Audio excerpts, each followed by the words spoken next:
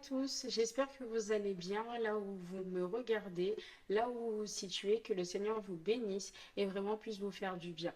On se retrouve du coup pour une toute première vidéo donc sur la chaîne Mrs Philippines et cette vidéo s'appelle Une vidéo, une femme. Qu'est-ce qu'est une vidéo, une femme? Une vidéo, une femme, c'est une émission. Donc, le type d'émission dont je vous avais parlé lors de la présentation. Donc, cette émission a pour but d'édifier les femmes et de parler des femmes qui se trouvent dans la Bible.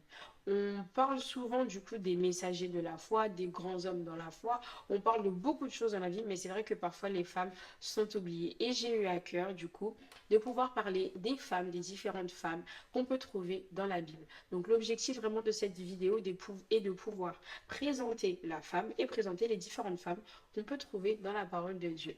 Aujourd'hui, donc pour cette première émission, d'une vidéo, une femme, je viens vous parler d'une femme en particulier. Une femme qui n'est pas très connue, une femme qu'on présente une fois et ensuite on n'entend plus parler d'elle. Une femme qui a été reine, qu'on a voulu dénigrer, mais qui a su se respecter. Aujourd'hui, beaucoup de personnes dénigrent la femme, beaucoup de personnes pensent que les femmes servent à rien. Le monde peut nous faire comprendre que perdre sa dignité, ce n'est pas grave, mais j'aimerais qu'on puisse lire cette histoire et pouvoir en parler ensemble. Donc, nous allons lire ensemble dans le livre de Esther, chapitre 1, à partir du verset 1. Alors, le livre d'Esther, chapitre 1, verset 1. Donc, je t'invite à prendre ta Bible, à prendre aussi un cahier de notes, comme ça tu pourras noter ce que je pourrais t'apporter aujourd'hui et cela puisse t'enrichir. Je lis la parole de Dieu dans le livre de Esther, chapitre 1. C'était du temps d'Azarius, de cet Azarius qui régnait depuis l'Inde jusqu'en Éthiopie, sur 127 provinces. Et le roi Azarius était alors assis sur son trône royal à Suse, dans la capitale. La troisième année de son règne, il fit un festin de tous ses princes et de ses serviteurs, les commandants de l'armée de Perse et de Médès, les grands et les chefs des provinces furent réunis en sa présence.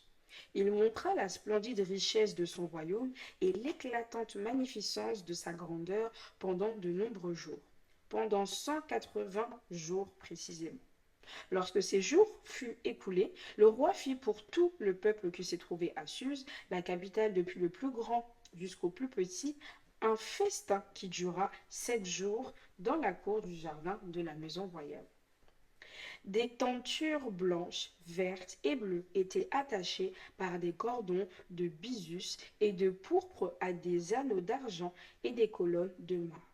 Des lits d'or et d'argent reposaient sur un pavé de porphyre, de marbre et de nacre, et de noir et de pierre noire. On servait à boire dans des vases d'or de différentes espèces et il y avait d'abondance de vin royal, grâce à la libéralité du roi. Verset 8. Mais on ne forçait personne à boire, car le roi avait ordonné à tous les gens de sa maison de se conformer à la volonté de chacun.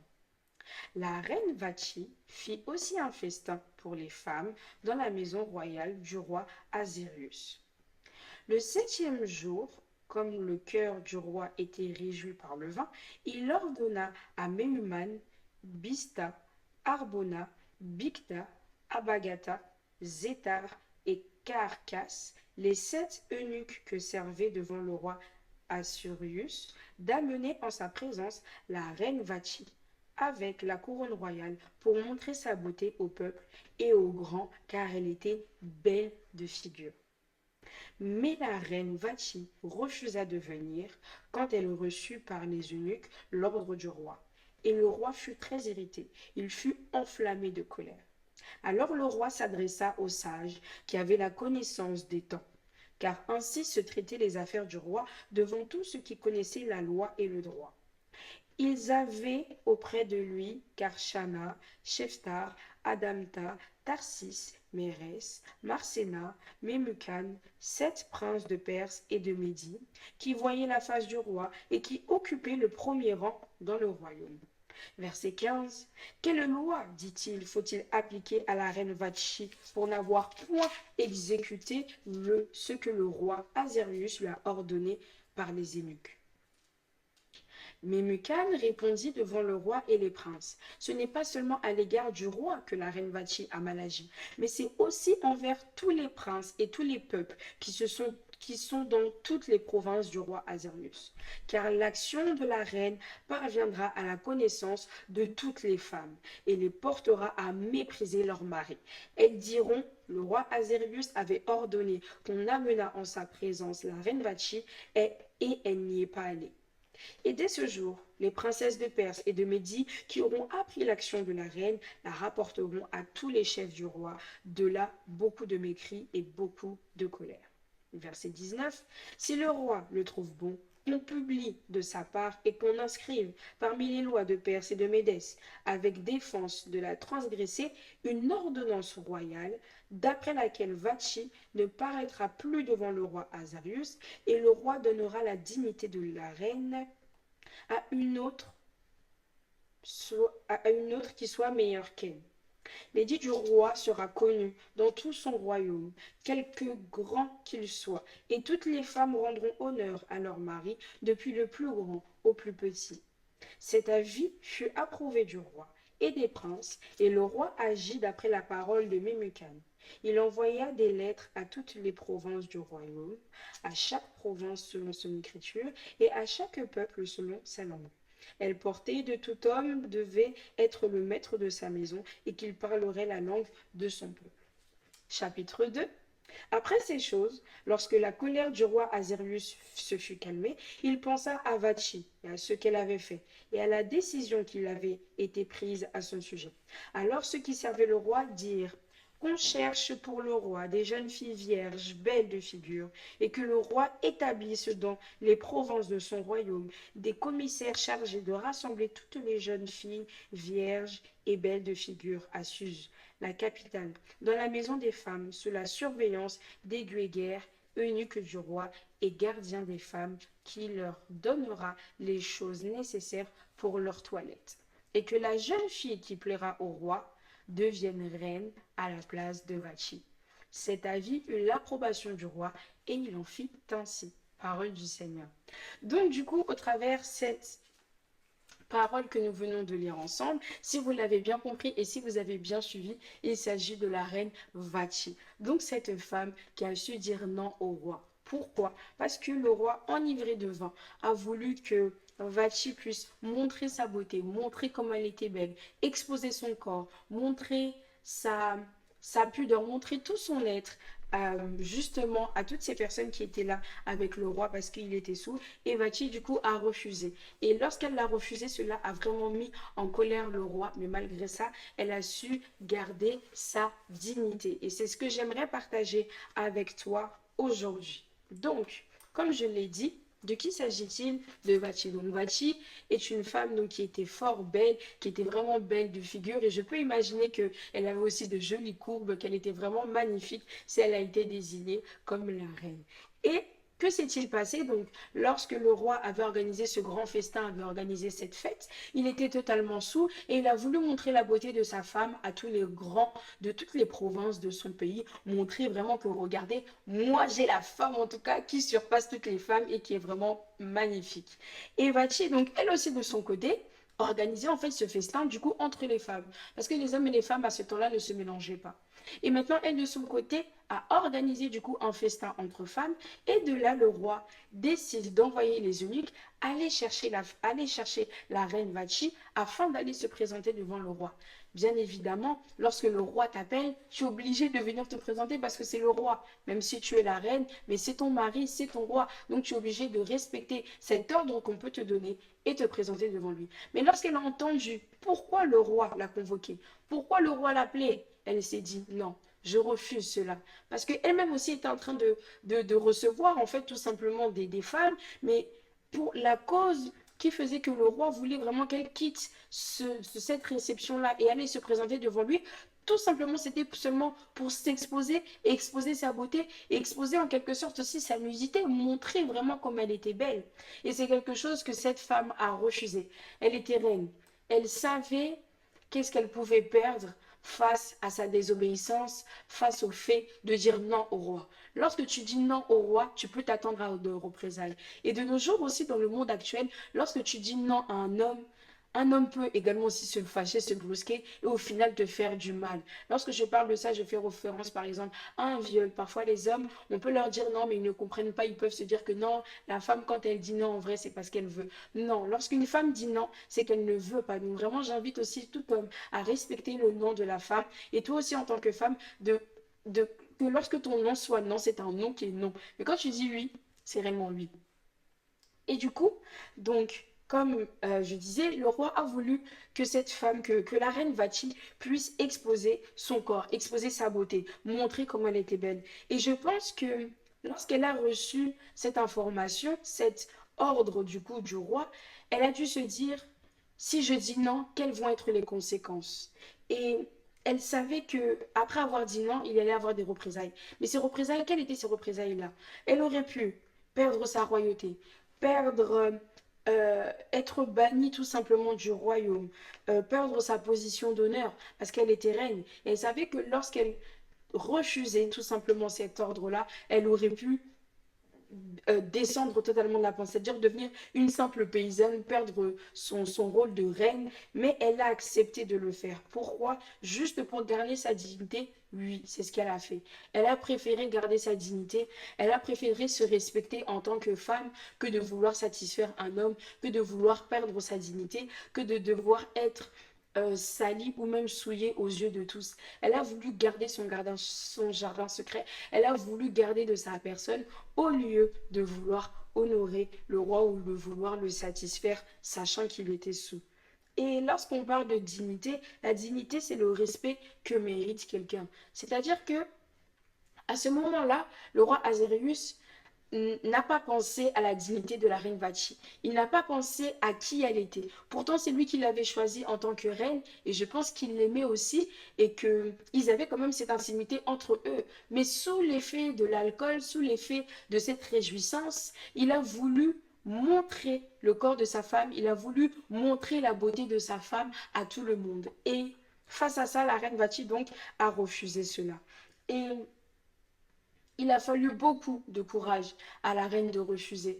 Parce que je pense qu'au jour d'aujourd'hui, si tu es avec un homme qui est riche, un homme qui est même milliardaire, qui a vraiment l'argent, qui a tout ce qu'il te faut, qui pourvoit constamment à tes besoins, mais qu'un jour il te demande de faire quelque chose et que tu lui dis non. Je pense que ton non, tu sais qu'il y aura des représailles. Mais est-ce que tu serais prête à abandonner ce confort dans lequel tu es? Est-ce que tu serais prête à abandonner le fait qu'il t'achète des voitures, le fait qu'il pourvoit constamment à tes besoins? Est-ce que tu serais prête à abandonner ces choses pour ta dignité? Ça, c'est la question que je te pose. J'aimerais que tu puisses réfléchir par rapport à ça. Même à la fin de cette vidéo, tu pourras prendre du temps pour toi et te dire que jusqu'où je suis prête en fait à aller par dignité ou jusqu'où je suis prête à aller en fait par rapport à ce que je veux recevoir. Et elle a su dire non. Mais en tant que femme aujourd'hui, certes, il est vrai qu'il est important de garder sa dignité, de se respecter soi-même. Mais il y a aussi un verset qui parle de la crainte de Dieu. En tant qu'enfant de Dieu, en tant que femme qui croyons au Seigneur, en tant que femme chrétienne, certes, il y a la vanité, certes, il y a la dignité, pardon, et il y a aussi le respect de soi, mais il y a aussi la crainte de Dieu. On ne fait pas certaines choses tout simplement parce que voilà, je me respecte ou autre, mais c'est parce que nous craignons aussi le Seigneur. Il est écrit dans la parole de Dieu, dans le livre de Proverbes, chapitre 31, verset 30. Je pense que tout le monde connaît le Proverbe 31 où on parle de cette femme qui est idéale, cette femme parfaite, cette femme vertueuse. Et le verset 30 dit, je lis la parole de Dieu, la grâce est trompeuse et la beauté est vaine.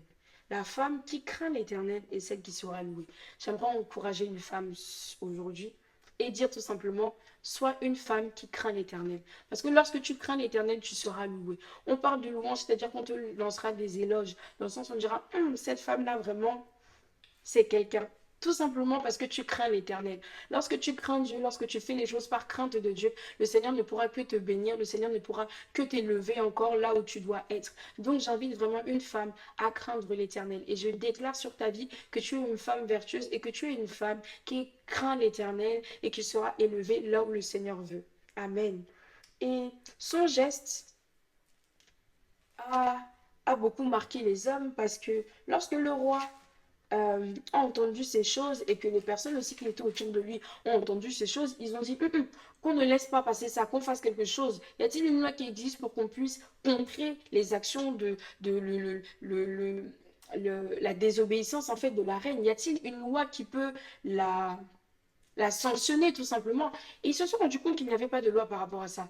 Mais ils se sont dit que cet acte-là peut influencer toutes les femmes de la ville, toutes les femmes de Suse, de toutes les provinces. Ils ont dit non, il faut qu'on sorte un décret, qu'on sorte une loi qui dit que toute femme doit respecter son mari et que toute femme qui voudrait agir comme la reine Bachi auront des conséquences. Et tout simplement, cela peut montrer que les hommes ont eu peur et que son acte a un peu impacter d'autres femmes. Et du coup, au travers ça, j'aimerais tout simplement te dire que tu as la capacité, en tant que femme, de pouvoir impacter le monde, de pouvoir impacter les autres femmes et d'autres personnes qui sont autour de toi, par ton amour, par ta manière de parler, par ta manière d'être, et tout simplement par les actions que tu peux poser. Ils ont tellement eu peur parce que son action était réellement forte, son impact a été réellement fort.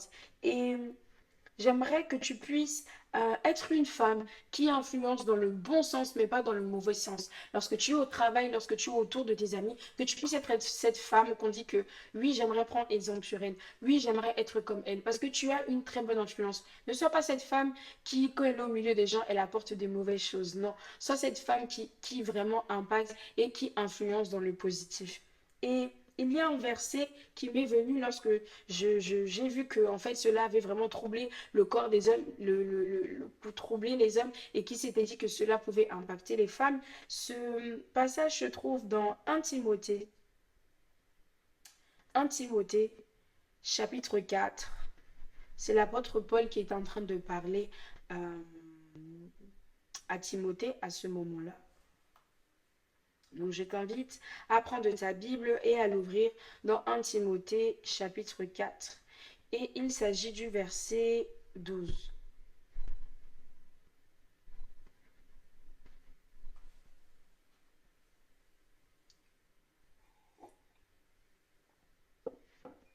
Je lis la parole de Dieu.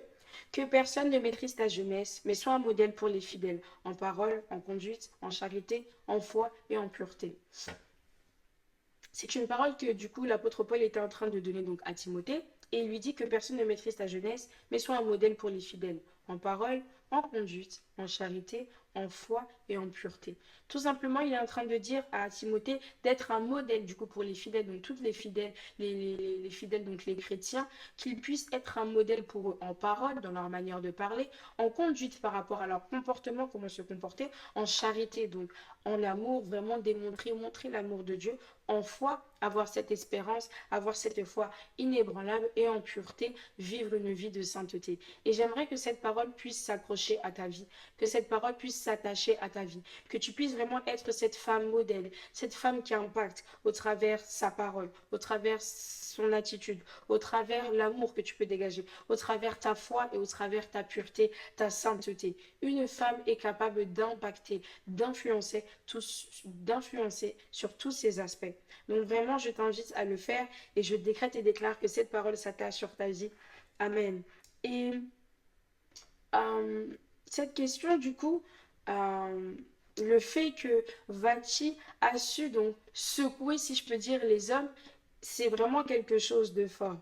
Et j'aimerais tout simplement aussi te dire que peu importe ce que tu peux vivre, peu importe ce que les gens peuvent dire de toi, ou peu importe ce que les gens peuvent te demander de faire, mais je t'invite vraiment à ne pas te dévaloriser. Peu importe ce qu'on peut te demander. Même si tu manques, tu es réellement dans le manque, ne te rabaisse pas au point de devoir montrer ton corps ou devoir vendre ton corps ou autre.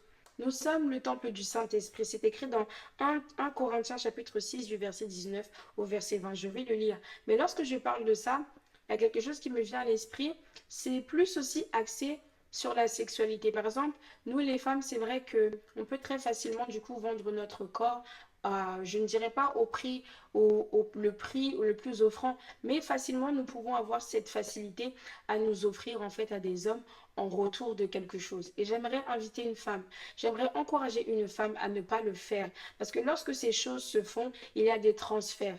Il y a des transferts dans le monde spirituel, et il y a aussi également des transferts au niveau des choses tout simplement vaginale ou autre au niveau sexualité. Donc vraiment, il est important de faire très attention, de pouvoir vraiment faire certaines choses, en tout cas en parlant de la sexualité, avec son mari que le Seigneur voilà, t'a donné et pas avec n'importe qui parce que on peut attraper des choses, on peut attraper la sorcellerie, on peut attraper de mauvaises choses, des mauvais esprits, notre comportement peut changer, on peut même nous prendre notre étoile, prendre les capacités, prendre toutes les bonnes choses que le Seigneur a données à nous en tant que femmes. Donc il est vraiment important de faire très attention et de ne pas se donner comme ça au prix offrant. Et comme je disais, notre corps est le temple du Saint-Esprit. Donc on le trouve dans le livre de 1 Corinthiens chapitre 6 au verset 19. 1 Corinthiens chapitre 6 verset 19. Je lis la parole de Dieu. Il est écrit: ne savez-vous pas que votre corps est le temple du Saint-Esprit qui est en vous, que vous avez reçu de Dieu et que vous ne vous appartenez point à vous-même, car vous avez été rachetés à un grand prix. Glorifiez donc Dieu dans votre corps et dans votre esprit qui appartiennent à Dieu. Vous ne vous appartenez point à vous-même. Femme, j'aimerais te dire, en tant que femme chrétienne, tu ne t'appartiens plus à toi-même. Pour celles qui sont mariées, oui, effectivement, vous appartenez aussi à votre mari, mais avant tout, vous appartenez à Dieu. Tu ne t'appartiens plus. Donc, ton corps est pour Dieu et le Seigneur est pour le corps. Il y a un verset qui dit ça. Je mettrai la référence en dessous. Ton corps est pour Dieu. Le Seigneur fait de toi ce qu'il veut. Ton corps est le temple du Saint-Esprit. Le Saint-Esprit est en toi. Et je ne pense pas que le Saint-Esprit se sentirait à l'aise d'être dans un corps souillé. Donc vraiment, je t'invite à garder ta dignité, à rester respectueuse, à te respecter. Et il est important de comprendre que ton corps est son temple. Et donc, pour finir, tout simplement, donc, j'aimerais encourager quelqu'un à ne pas te décourager, à renoncer aux choses qui pourraient t'attirer vers le bas ou à te faire perdre ta dignité. Si tu étais à un certain rang, si tu avais des amis qui t'élevaient vraiment, qui te donnaient des éloges, mais tout cela à cause de certaines conditions où il fallait que tu agisses de telle et telle manière et que tu voyais que vraiment tu perdais ta dignité face à toutes ces choses-là, prends du temps pour toi, réfléchis et dis-toi que non, je dois me séparer de telle personne. Parce que lorsque je suis avec eux, je perds en dignité, je ne me respecte pas, je ne suis pas moi-même. J'aimerais t'encourager à être fidèle à toi-même. Peu importe ce qu'on pourra te dire, peu importe ce qu'on pourra te proposer, tu connais ta valeur, tu sais qui tu es, tu sais ce que tu acceptes, tu connais tes limites et tu connais ta valeur. J'aimerais encourager une femme à se connaître soi-même, à rester fidèle à soi-même, à être cette femme qui sait dire non. Je sais que dire non, parfois, c'est difficile, mais tu as ce courage et tu as cette force-là de pouvoir dire non. Et il y a dans Proverbe 31, on en parle également au verset 25. Au verset 25, je vais le lire sur ma tablette. Dans Proverbe, juste ici, Proverbe chapitre 31, le verset 25. Je vais le lire en deux versions. Je vais le lire en 8 secondes et ensuite je vais le lire soit en parole de vie ou en semeur. La Bible dit, je lis la parole de Dieu, elle est revêtue de force et de gloire et elle se rit de l'avenir. En tant que femme, tu dois te rire de l'avenir parce que tu n'es pas censée avoir peur. Come on. Je vais le lire en parole de vie. Il est écrit, elle respire la force et la dignité et elle regarde l'avenir avec confiance. Je m'attache à cette parole au nom de Jésus et je prie également que ça soit ton partage, que tu respires la force et la dignité et que tu regardes l'avenir avec confiance, que tu n'aies pas peur du lendemain parce que le Seigneur s'occupe de toi, que tu n'aies pas peur du lendemain parce que le Seigneur s'occupe de tes affaires et que tu puisses respirer la force et la dignité. C'est-à-dire que peu importe ce qui peut se passer devant toi, peu importe ce qui peut arriver, les difficultés, peu importe les malheurs qui peuvent arriver devant toi, respire la force et la dignité. Montre que tu es forte. Parce que nous, les femmes, nous sommes fortes. Le Seigneur nous a donné cette force de pouvoir porter la vie déjà et de pouvoir faire beaucoup de choses. Donc, je crois que tu respires la force et la dignité. J'aimerais finir donc sur cette parole, que le Seigneur vraiment te bénisse, que tu restes fidèle à toi-même, que tu ne changes pas, Et je prie vraiment que cela soit ton partage, que tu restes fidèle à toi-même, que tu respires la force, que tu respires la dignité et que tu puisses vraiment te connaître vraiment et que tu saches dire non comme la reine Vachi. S'il y a des choses qui se présentent où tu sais que non, ce n'est pas pour moi, je ne veux pas perdre ma dignité, je ne veux pas qu'on me demande de respect par rapport à ça, tu dis non et tu tapes du poing également. Donc voilà, c'était cette parole que j'ai eu à cœur de vouloir te partager dans la première vidéo de Une vidéo, une femme. J'espère que cette parole t'a fait du bien. Si tu penses qu'une femme peut être bénie par rapport à ce message, n'hésite pas à le partager autour de toi. N'hésite pas également à t'abonner, à liker cette vidéo, à commenter aussi, me dire peut-être des expériences que tu as déjà vécues autrefois, partager cela, me donner un témoignage. Tu peux nous envoyer un mail également pour partager peut-être un témoignage que tu as vécu par rapport à ça et on pourra également le partager. Mais vraiment que Dieu vous bénisse. Nous les femmes, nous sommes bénies de Dieu. Et je crois que le Seigneur va nous faire du bien dans ces temps de la fin, que le Seigneur va également nous utiliser les femmes afin de pouvoir amener un réveil dans ce monde. Que Dieu vous bénisse et à très bientôt. C'était une vidéo, une femme.